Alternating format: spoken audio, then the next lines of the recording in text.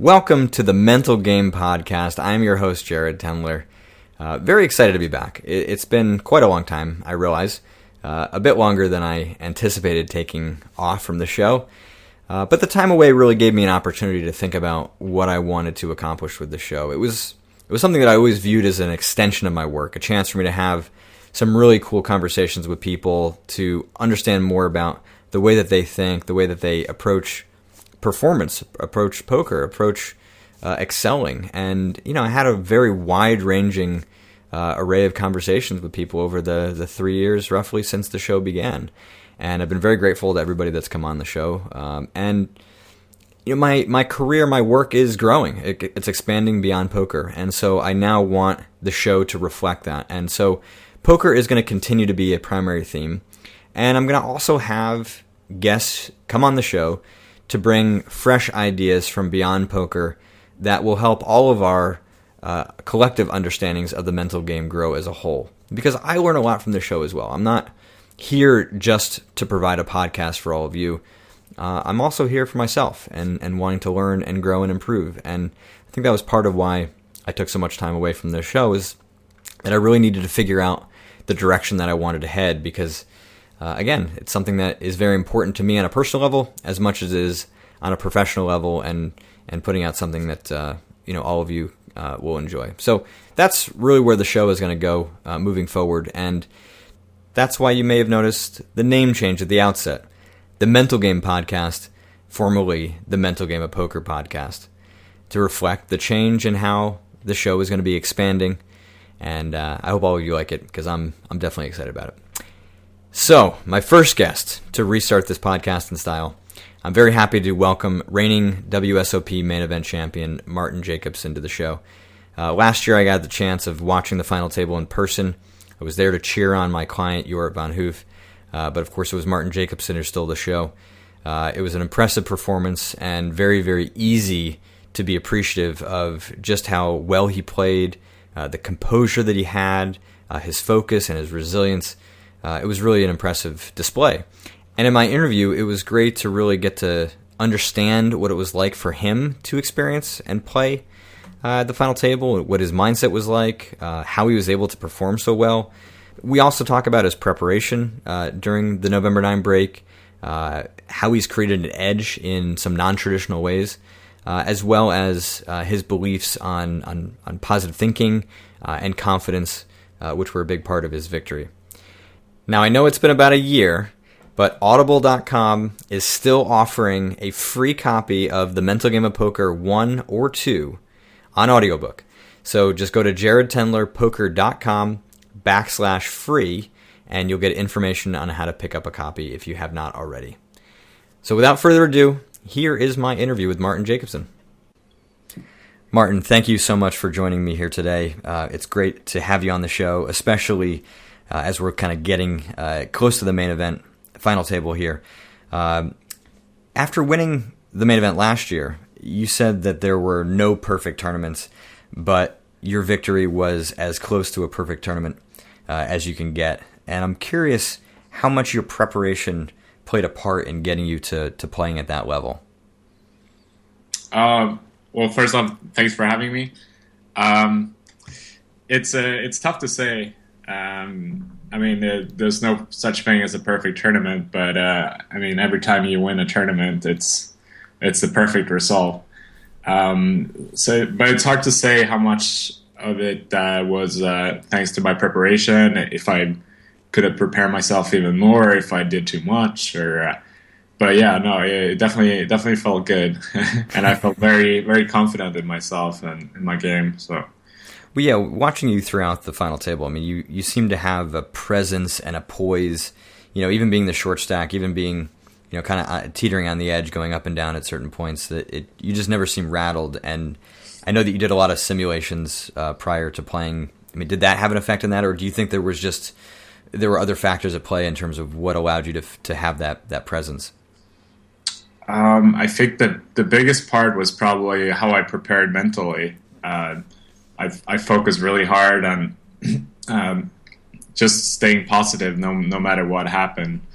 And so even even when things weren't looking very good, when I was down to 7 big blinds or whatever, I still kept positive thoughts and uh, just had my mindset like I knew that things were going to turn around. It was just a matter of time and waiting for the right spots. And yeah, that's pretty much what happened. And is that something that you actively practice going into the main, or is it more of just like this idea that you were kind of focused on as a goal when you got to Vegas, or when you just kind of in the days leading up to it? Yeah, a little bit of both. I practiced by being mindful and meditating and stuff, but mostly just like keeping a high confidence all the way throughout, like knowing that, like convincing myself that I'm the best player here and I'm gonna win this, like no matter what. And even though it might not seem that way right now, but things gonna turn around and go my way. And I just kept that mindset all the way throughout. So even when I was really short, I was never like, oh shit, like I might bust here, or I might not win this tournament. Like it was never a doubt or a question, and it's something I never experienced before. It was the first time for me, so it must have had something to do with my preparation. But I was also just like enjoying the moment of being there. Like it was really exciting, even though it was a very stressful experience and environment. Like I felt a lot of pressure, mostly from myself, that I needed to perform. But at the same time, I was so in the zone of just focusing on winning the tournament. So I wasn't really paying too much attention on what was going on around. And that internal pressure, is that something that has kind of always been there for you throughout your career? Or was it bigger on this stage because of what was on the line? Yeah, I think it's always been there, one way or another. I've always throughout my life, I've always put like kind of high expectations and goals on myself. But yeah, it was definitely an extra pressure knowing that I would probably never experience something like this again. And this was like my one-time shot to win the main event, which is obviously every poker player's dream. So there was definitely some extra added pressure there. How do you think you were able to harness that pressure and not have it be something that would cause your mind to break down? Because that pressure, as you said, as intense as it was, very easily could have been destructive and caused you to play poorly. I think it was because of the long break. I had such a long time to prepare, not just technically, but also mentally and physically. So I was really, when the day came, I was really ready for whatever. Yeah, I think that played a big part. Just that I was so prepared for whatever happened. And you mentioned some meditation, positive thinking. Were there other aspects of your preparation that you did to get yourself mentally ready, or that mental preparation part? No, it's mostly the meditation, but like I did some yoga and. But I was also like visualizing myself winning the main event. Mm-hmm. You probably heard of law of attraction, and it was something like I wasn't too familiar with before, but I was reading more into it like before the final table, and I thought it was an interesting concept. And I still don't know if it works or not, but it definitely. It definitely made it seem like it, because I was really focusing really hard on just picturing myself winning, and in the end, I ended up winning, even like things weren't looking that good for a while. Right. Well, yeah, I've talked about that concept a lot with people, and I think where I kind of lose faith in it is in, because if it was like perfectly true, then really the competition becomes who's the one that can visualize themselves winning better, rather than who's the better poker player, or obviously variance even plays a part. Mm-hmm. So to me, it feels like, given what you've described so far, that the visualization and the meditation and the yoga and the work really had more to do with really solidifying your confidence and having that stability mentally, having that poise and that presence allowed you to pretty much utilize your entire skill set, which we all know is pretty damn strong. And so it was kind of that allowed you to play so well that you were able to win. Yeah, but at the same time, I don't think any of my opponents, to be honest, were at the same level I was mentally. It felt like when I sat there and played, it felt like no one wanted it as much as I did. I really felt that, so I felt mentally stronger than my opponents, and I think that worked out to my benefit, because I think they could feel that too. Mm-hmm. So yeah, I think sometimes it just comes down to who wants it more, and if you really want something, it's hard to not succeed. Agreed. Yeah, I mean, and so yeah, we're agreeing. I mean, that to me sounds different than attracting it to you, because the universe is kind of rewarding you for having that visual. Yeah, I don't think it was just one thing I did that made me win it. I think it was just a combination of a lot of things. And I got to think that your experience played into it. I mean, there certainly was nobody who had experienced more final tables than you did going in, and I wonder what your thoughts are on how your experience played in. Yeah, that definitely added to my confidence heading in, knowing that I was the most experienced one. But obviously, I never played. I never played anything like. I've never been at the main event final table, so I really didn't know what to expect. Well, I knew I had a feeling of what to expect, but I could never be sure of how it was going to play out. But I did. I had played for a lot of money before, and I knew it wasn't a problem for me to play for really high stakes. So I know the money wasn't going to be an issue or affect my game in a negative way. So that definitely added to my confidence. It was mostly, I think, just knowing that the whole world will be watching live or at a 30-minute delay, and just knowing that it was a once in a lifetime opportunity, and I really had to make the best of it. Absolutely, man, and you certainly did. Having so many near misses in the final tables earlier, you had 2 WPT final tables, 4 EPT ones, 3 WSOP ones, including the one drop. Mm-hmm. Was there any point kind of through those near misses that you began maybe to question your game, or got down on your game at all, or anything to that regard? No, definitely not. It was more so. I looked at it as a positive thing that I was able to make so many final tables. But the only thing, that might have been like a bit of knock on my confidence would be the heads up. I did have a lot of seconds, not only live but also online. I think I had like close to 10 like major second places finished, and very, very few wins. So I was like, maybe starting to doubt my ability to play heads up.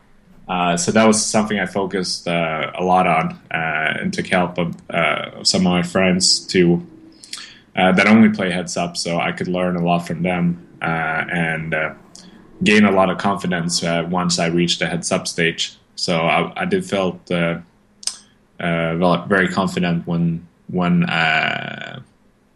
were down to 2. Makes sense.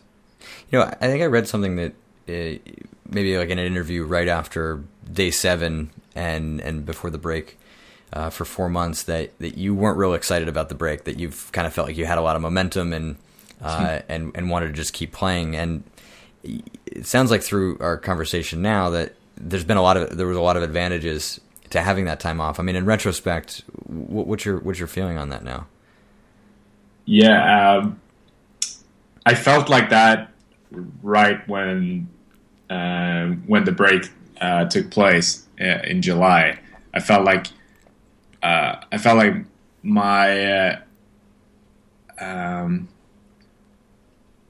my conditioning, or my experience rather, at that point was superior to my opponent. So I rather would have just like kept playing, because I could tell that everyone was kind of fatigued. I was probably fatigued too, but you're so when you go deep in a big tournament like that, your adrenaline levels are so high. But I didn't really have trouble sleeping.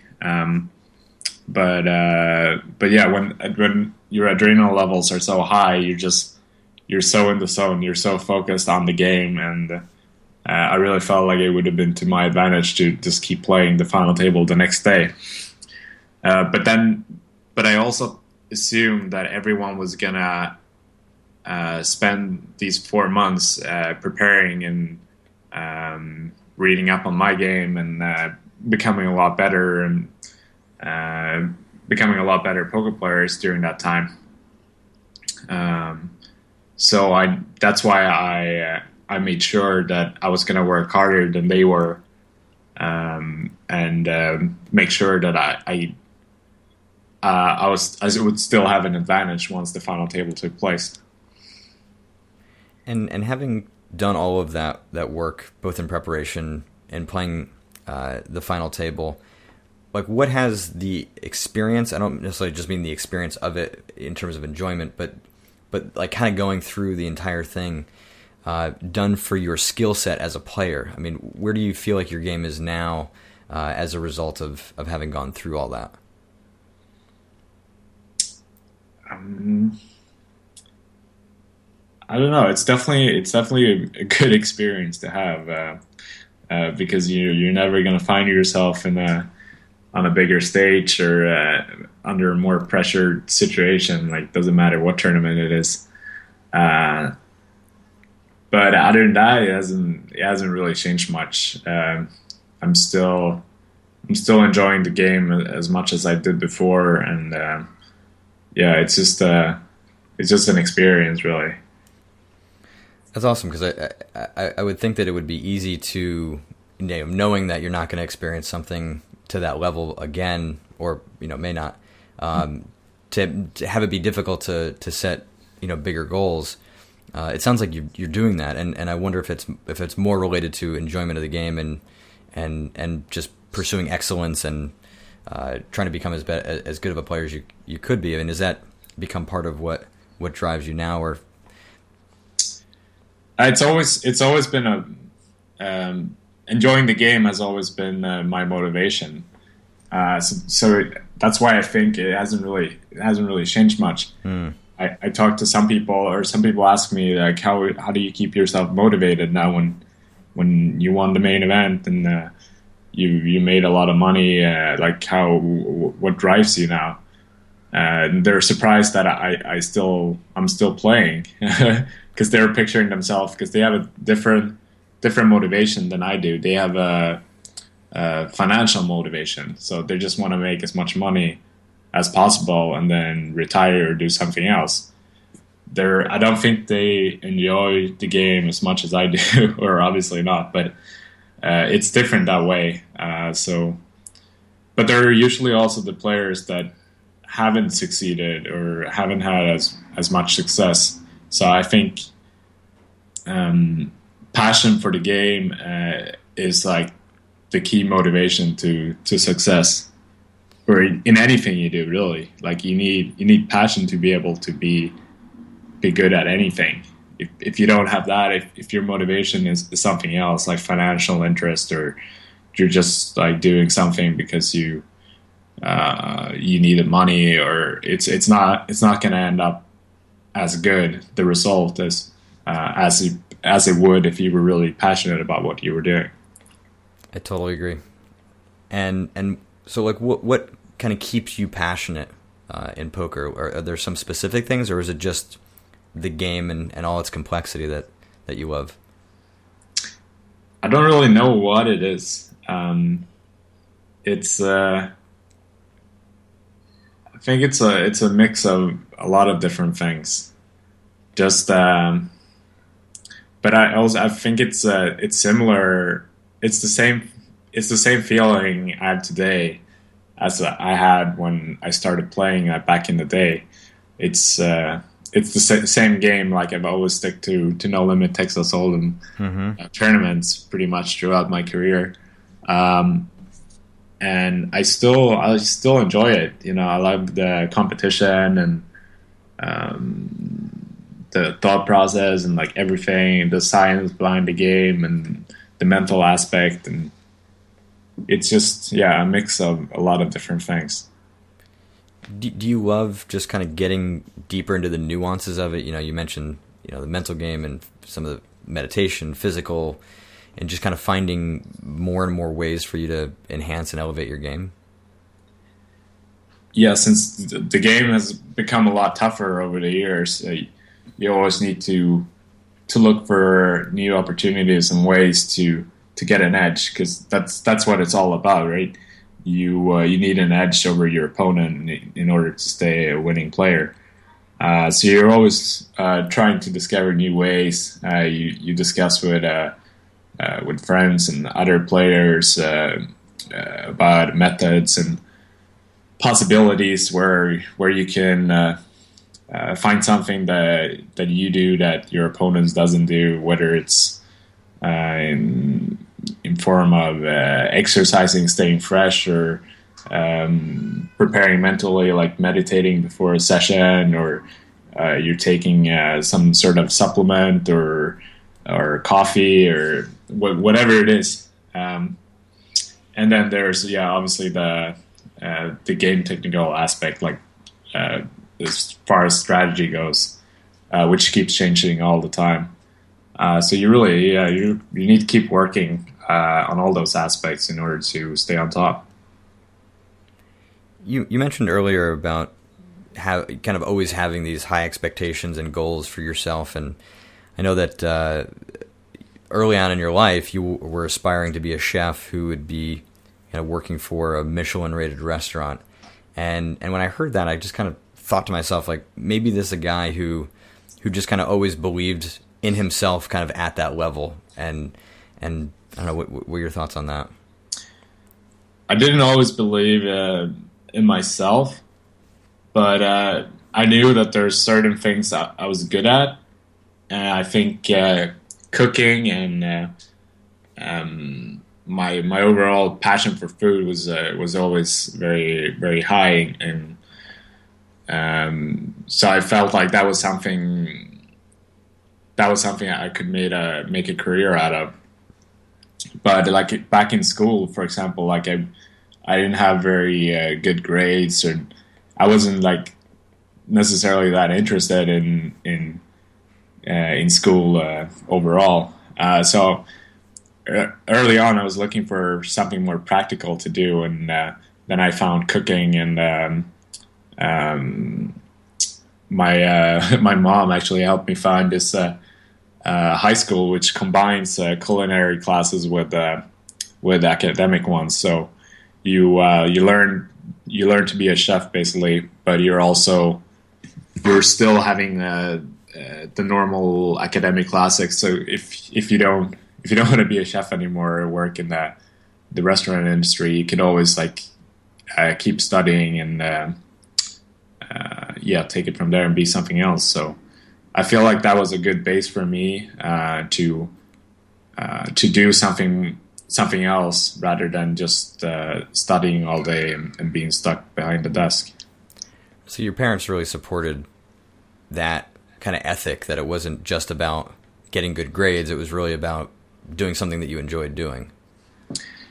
Well, I think they didn't really have a choice because it was either that or fail at whatever Okay. other school they put me. No, it wasn't that bad, but I was really struggling with my motivation to study overall. I just didn't enjoy it at all. But meanwhile, like all my friends, they went that way. They all continued on to the same school, studying science and math, and I just wasn't like very interested in that. I wanted to do something else, I guess. And then and then I discovered poker. And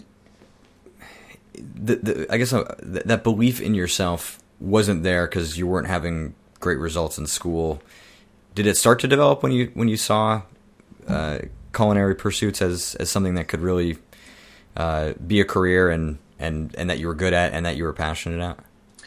Yeah, that was the interesting part. That my grades actually increased. They got a lot better. I guess the competition wasn't as high as my previous school, but I was still I still had pretty good grades. When I graduated from there in the academic classes as well. So I think I just needed like a break from sitting behind the desk all day and do something else. Right, to keep you sharp and fresh. Exactly. Yeah. Makes sense. It's actually, now as a father, it gives me, hope to know that, if my daughter or frankly anybody who's listening to this, if kids aren't finding what they love right away, there's certainly many opportunities and options along the road to figure that out. Yeah, exactly. If I didn't go this road, who knows? Like maybe I would never, I wouldn't have given poker a shot. Right. You maybe thought that you only could do these kinds of things and do them mediocrely. That's a word, but exactly. Yeah. Just kind of open up the possibilities of and the freedom of life. That there's a lot of opportunities, and you should at least like give them a try. Like maybe it's not for me, but then you could always go back to doing what you did before or try something else. I think it's important to have an open mindset and not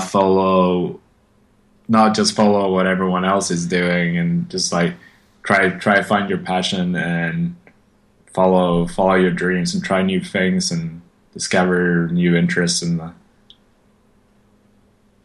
It's a beautiful message, man, and a great place for us to leave off. So, Martin, thank you so much for joining me today. It was great to talk with you, and certainly wish you well and continuing your pursuit of enjoyment and obviously success at the tables. Yeah, thanks, man. That was fun. I hope you've enjoyed my interview with Martin, getting an inside look into the mind of the champ and what it took for him to get there. And in terms of his preparation, I want to highlight something that he and I discussed on the show, which was the power of positive thinking and the power of visualization.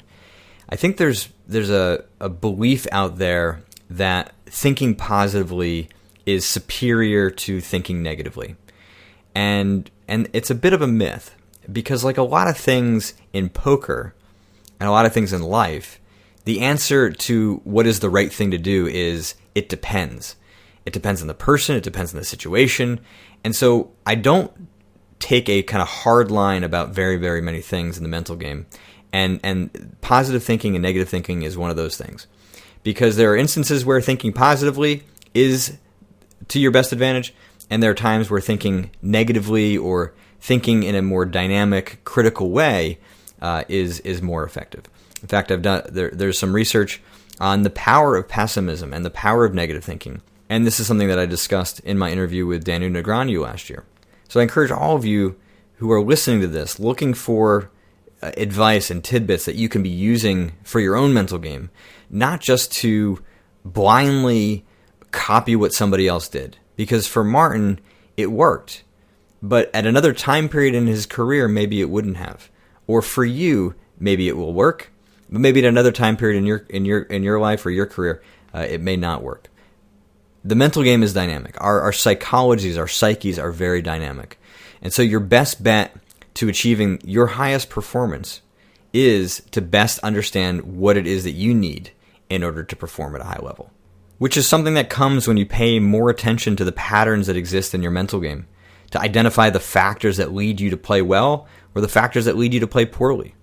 Those are what's critical.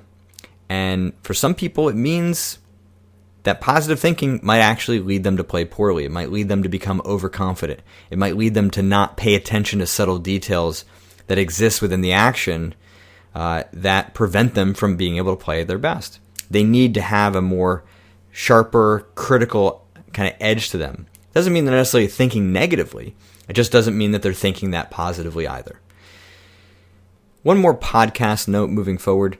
For those of you who are interested in wanting to shape the direction of this podcast, if you have ideas or potential guests that you think would be great to have on the show, please mention them to me on Twitter, which is at Jared Tendler, or you can send me an email. Go to jaredtendler.com or jaredtendlerpoker.com, find the contact button, and send me a message through the site. That's it for today's show. I wish you all very well, and I'll be back real soon with another episode.